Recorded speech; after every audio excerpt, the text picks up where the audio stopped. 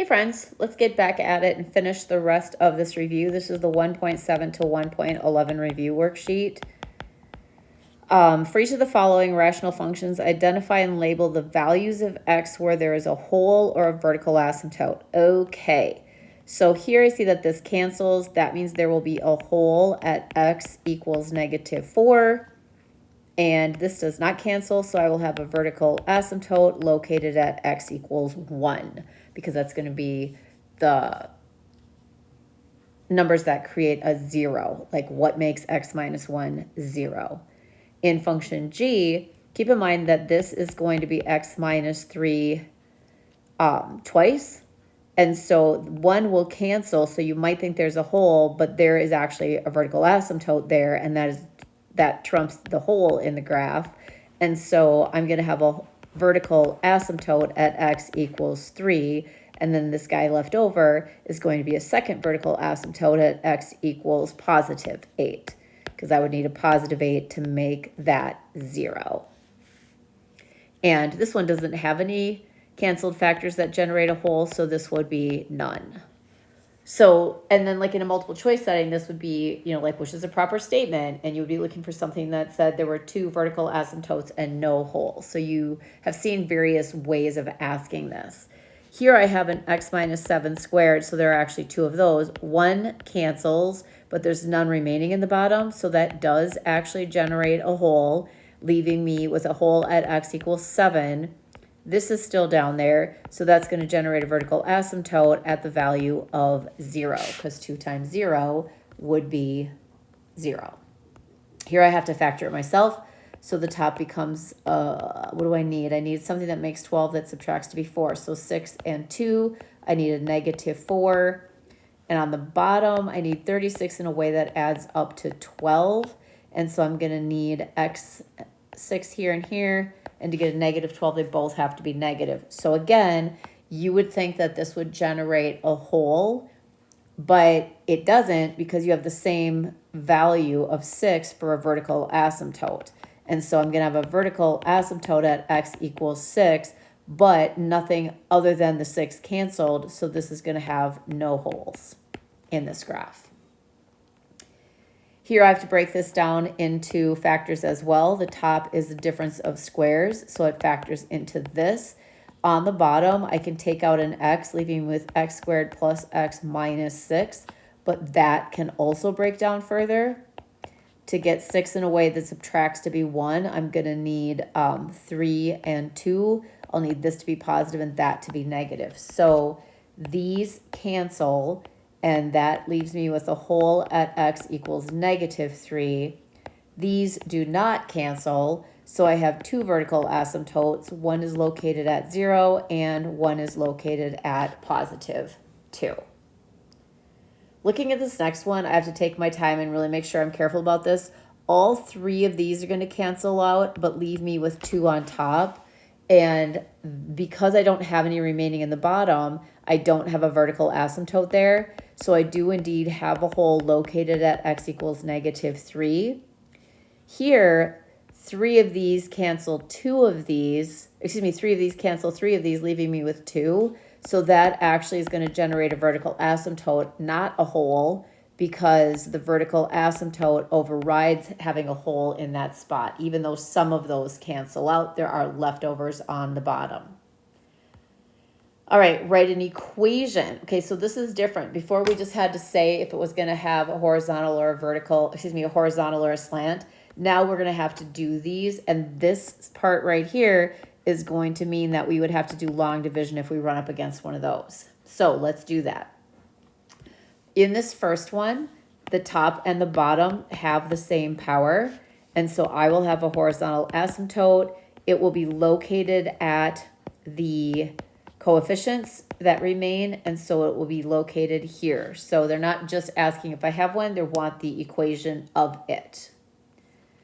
This one, I'm looking at the top is less than the bottom, and so that means the bottom's getting bigger faster. So I'll have a horizontal asymptote, but it will just be located at y equals 0, because it's always located at y equals 0 when you have the top less than the bottom.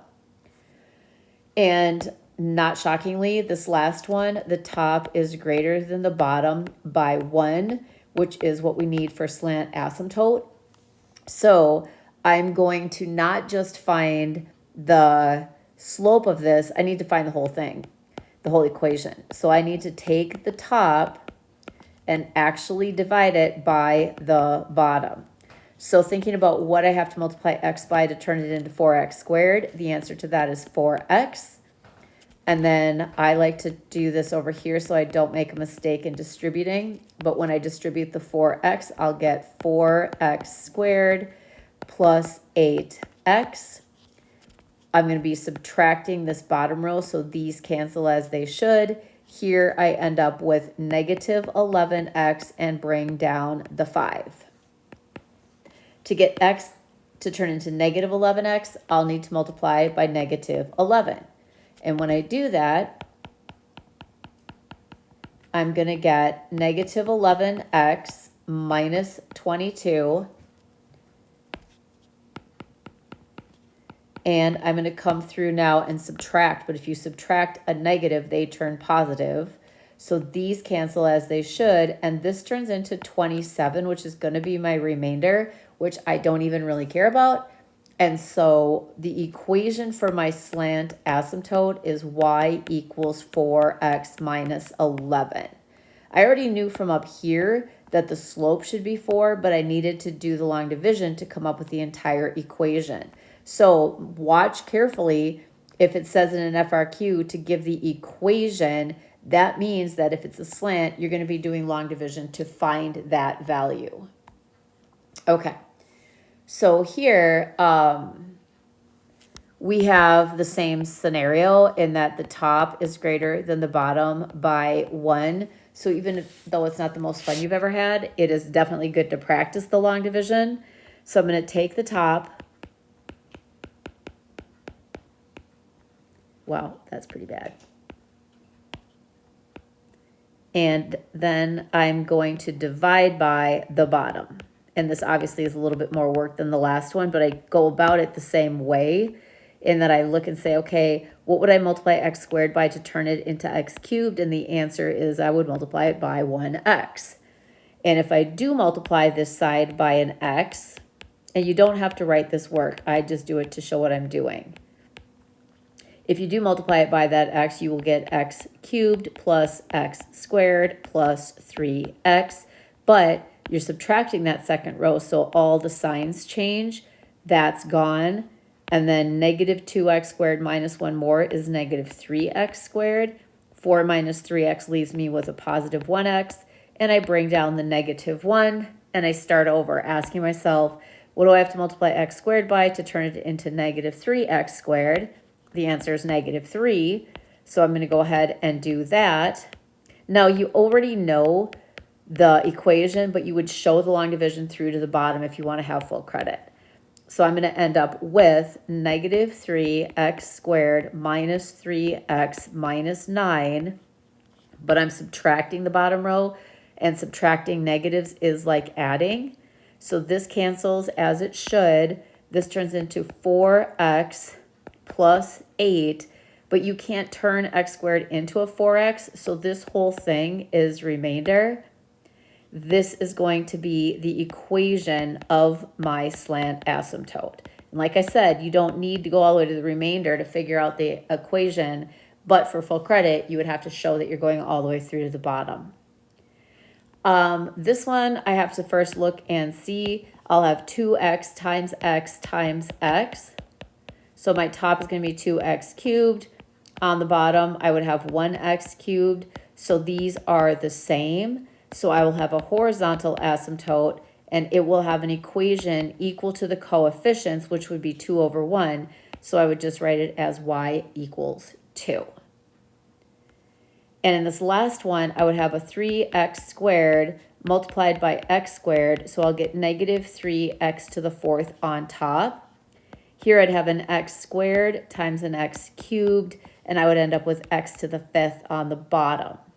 So the top is less than the bottom. Bottom's getting bigger faster. That's going to be a horizontal asymptote. And when the bottom is getting bigger faster, it's always going to be located at 0. Okay, let R equal blobbity blobber sun. Which of the following values of, okay, so these are structured as multiple choice. And if you didn't catch on the previous review, the ones in the review that were multiple choice were identical to the style that you saw on the actual test. So let's dial into these and take our time to get them right. Which of the following values of x are zeros? Okay, so think about what that means. That means they make the top equal 0. Okay, so if I were to factor this, oh, excellent, my pen's going to die. If I were to factor this, I would have x minus or plus 3, x minus 2, and on the bottom, I would pull out an x squared. No, I would pull out an x, leaving me with x squared minus 5x plus 6. So I would end up with needing 6 in a way that adds to 5. I would need it to both be negative. So looking at that, all I'm really caring about right now is what will make the top 0, but this is a hole in the graph. So there's a hole at x equals 2, so there can't actually be a 0 there. But this guy can generate a 0 at negative 3. So I can see why that one's really tricky, so make sure you are paying attention to that. I'm going to plug my little Apple Pen in for a nanosecond. So keep in mind that a vertical asymptote will override a hole, but a hole will override an x-intercept or a 0 as we call them. And so in this case, you want to kind of keep that in mind, that your vertical asymptote will override a hole, but a hole in the graph overrides a 0 because you can't have a 0, meaning touching the x-axis, if it doesn't touch there because there's a hole in the graph. All right. The graph of the rational function f is shown above, which apparently means to the left. Which of the following could be an expression? So this is going to be revolving around the fact that we can see here that we have a vertical asymptote at x equals 2. We have a horizontal asymptote at x equals 1, or excuse me, y equals 1. And if I zoom in, you can see that there's a hole in the graph at 5. So if you have a hole in the graph at 5, you need x minus 5 to cancel. If you have a vertical asymptote at 2, you need x minus 2 left on the bottom. And if you have a horizontal asymptote of 1, you need the top to equal the bottom with the leading coefficient ratio to be 1. So let's see which one of us does all of that. We need an x minus 5 to cancel, like here. And that's the only one. The x minus 5 doesn't cancel in any of the rest. So this piece of information alone is enough for me to identify that B is the correct answer. And I can see here that this would be x squared as the first, and this would be x squared, which would indeed give me that leading coefficient of 1. But literally none of them have a hole at 5 except for option B. Okay, the graph of the rational function has a hole at 3, so we know that means that x minus 3 cancels, and a vertical asymptote at x minus 2, x equals negative 2, I should say. That means we have an x plus 2 left on the bottom. Which of the following could be k? Meaning, which of the following could be the function? So again, where is there an x minus 3 that cancels? Here, not here, so that can't be it. Here, and not here. So it has to be either A or C. We need an x plus 2 left on the bottom. We have that here. Here we do not. We have an x minus 2. So C can't be right, and A is going to have to be the one that would work for those conditions. Okay, so you're seeing that I'm getting my answer largely through a process of elimination. So feel free to do the same. That's how multiple choice works. In 55, G is that big blob of things, and it says, which of the following statements about G is correct? These are tricky, and you really have to think about it. So what I'm going to do is look at the options and see what are they focusing on. And they seem to be focusing on asymptotes. Has a vertical asymptote, vertical asymptote, vertical asymptote, horizontal, horizontal, horizontal, horizontal. So let me look and see how that would play out. Up here, I can see that 2 of these cancel 2 of these. That means I would have a vertical asymptote at x equals -1. Here, all two of these cancel, leaving one on the top. So that means I'm going to have a hole at x equals 2, but none of the problems asked about that. So let me first see which one has a vertical asymptote located at x equals -1. This one has it located at 2, so that's out. This has it located at -1. C has it located at 2, so that's out. And D has it located at -1. So the only two options are B and C. Now let's look at the horizontal asymptote. The top would be x squared times x squared, which would be x to the 4th. And the bottom, if I multiplied it out, would be x squared times x. I actually can't see, so let me get back to these. I better do this from the beginning.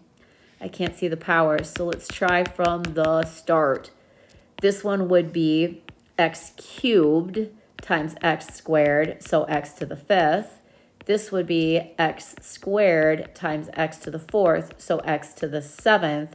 So the top is less than the bottom. So my horizontal asymptote is located at 0, which this one has, but this one doesn't. So now I'm down to D as the only option that meets all of the criteria. So you are getting asked the same questions over and over in terms of the concept. They're just asking you in different ways. You absolutely have to know where and how to know if there's a vertical asymptote. You absolutely need to know how to figure out if there's a horizontal asymptote, and if not, is there a slant? And if it's a slant, what's the equation? I mean, you can follow through by looking at the review on what it is that they want you to be able to do. Okay, so let's move on. 56. Let H be that. Which of the following is correct? Okay, same concept here. What are we focusing on? If I look at my options, they are focusing on horizontal asymptote, horizontal asymptote, horizontal, horizontal, and then does not have so that's the only thing we need to worry about, not zeros, nothing else. So that is going to mean comparing the top to the bottom. Wow, okay, this one is not as easy because of that subtraction sign. We would have to figure out how to do that whole thing out, okay?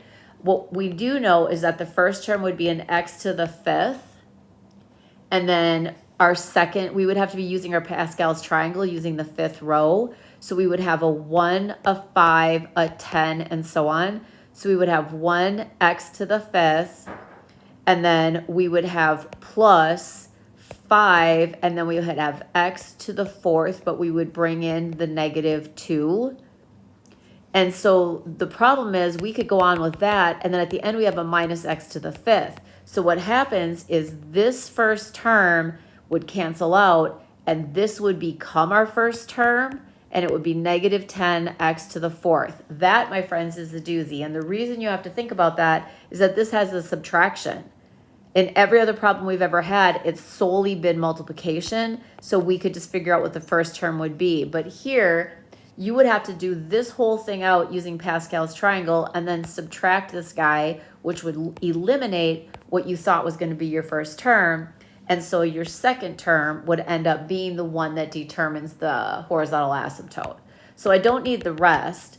And then on the bottom, I know that's 3x to the 4. So in this case, the top equals the bottom, and the location of that horizontal asymptote would be at -10/3. So it looks to me like this is my answer. That is a tricky one. That is definitely something I would think about and make sure you understand how to do. And watch for something sneaky like that where you have that subtraction up there. Okay, so these are going back to Pascal's triangle. It looks like we have to go to the 3rd, the 4th, and the 2nd. So let's just sketch one out where we can kind of look at it. Our first row will be 1, 2, 1. Or I should say so we have row 0, then we have, let me start over. And then we have row 1, and then we'll have our row 2. I'm trying to space it out better, but I'm failing miserably. And then row 3 be the sum of these, and then a 1. Then row 4 will be these, some of those, and some of those, and then a 1. So when it asks me to do row 3, I know that row 3 is the one that has 3 as the second number. So I'm going to be using a 1, a 4, a 6, a 4, and a 1. And I'm going to for sure run out of space. And so this is going to start with my x to the third, then x to the second, then, okay, I just said to use the third row, and then I went ahead and wrote the other one. So let's pretend we can back this up. So we're going to use row 3, which is going to be this guy, like I said, but I'm going to actually use those numbers, which are 1, 3, 3, 1. Now I can do x to the third, x to the second, x to the first, and then gone. Now be careful. I should expect alternating signs with this. I do not have a -4 in the first term, but I do have one here. Then I have it to the second, and then I have it to the third. So I have to expect those terms to be alternating. Here my only number is 1. Here my number is 3, and then a -4 to the first. Here my numbers are 3 and a -4 to the second. And last is just a -4 to the third. So I'm going to go through and figure out my terms now. This will turn out to be 1x to the cubed, or to the third, sorry. And then this will turn into minus 12x squared. And then here, the -4 to the second would cancel out and be positive. So I would have 3 times positive 16. So a 48 coefficient, x to the first power. And then the last one, because it's -4 to an odd, that's going to mean that it turns negative, because remember, a negative number to an even will be positive. A negative number to an odd power will be negative. Excuse me.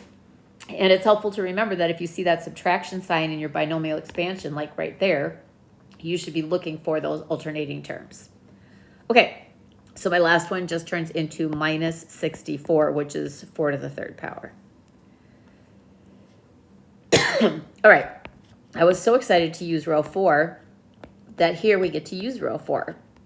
And I'm going to identify row 4 on my triangle by looking at the one that has 4 as the second number. So I'm going to have a 1, a 4, a 6, a 4, and a 1. My first thing is an x. That will be to the fourth. It'll decrease as I go until it's gone. Then I won't have a 5 in the first one, sorry, but it will jump in here to the first, second, third, and fourth power. And so these will not alternate in sign since it's positive. So I'm just going to write out each term. I'm going to think about the numbers. Here I don't have anything but the 1. Here I have 4 times 5. Here I have 6 times 5 squared. For just numbers, here I have 4 times 5 to the third. And here I just have 1 times 5 to the fourth. So think about that as you're working on these. This will be x to the fourth.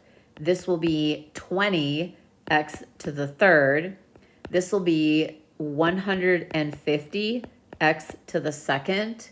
This will be 4 times 5 to the third is going to be 500 x. And then this will turn out to be 625. So that is what I would get if I multiplied x plus 4 by itself 4 different times. Now this one I actually can just do by foiling, so I don't see a lot of value in this one because I would not use binomial expansion to do that. I would simply do first, outside, inside, last. It'll result in the same thing, but I'd have 16x squared minus 12x minus 12x again, and then plus 9. So my answer would be 16x squared minus 24x plus 9. I would not expect to see a binomial expansion that's only to the power of 2 in your test. So I would focus on making sure that you know how to do these two. And also what I do like about this one is it had a number in there. I would love if it was a 3y or something to practice. So look back at your notes, make sure you know how to do those.